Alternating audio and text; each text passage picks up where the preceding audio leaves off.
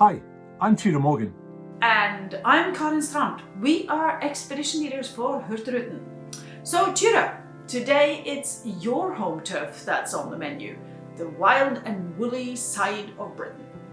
Yes, Britain is a very well known and visited destination, but seeing it all from the coast and exploring the spectacular nature and historic sites of the Shetlands, Orkneys, Hebrides, or the islands off the western Scottish coast is a completely different experience.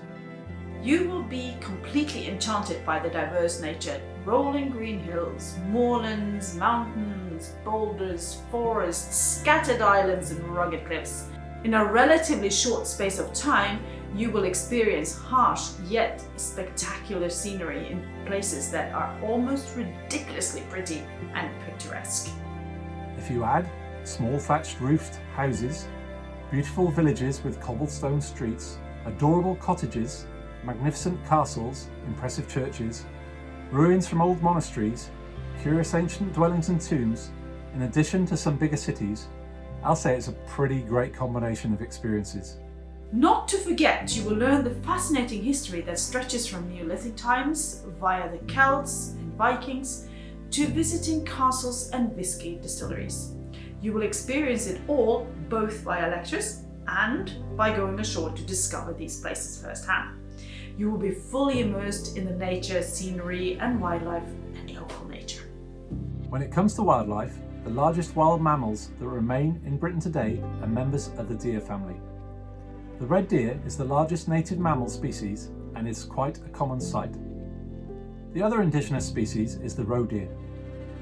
From deck, you may spot grey and harbour seals and the most northerly colony of bottlenose dolphins in the world whilst we're at sea. But what these isles lack in mammals, they sure make up for it with the most impressive bird life in maybe all of Europe. Scotland's seas host almost half of the world's northern gannets and a third of the world's Manx shearwaters. St Kilda, which is a World Heritage Site, is a seabird haven of great significance. It has 60,000 northern gannets, 49,000 breeding pairs of leached storm petrels, and 136,000 pairs of puffins, and 67,000 northern fulmar pairs. You will also see razorbills, Arctic terns, guillemots, Arctic and great skewers, shags, kittiwakes, herring, and great black-backed gulls. The golden eagle is a national icon in Scotland, and the white-tailed sea eagle and ospreys have recently recolonised here. Our expedition ships are small, which means we will take you to remote and off-the-beaten-track locations and without the usual tourist crowds. We also make full use of the ship's fleet of expedition boats. There will be beach landings and opportunities for guided walks on remote islands.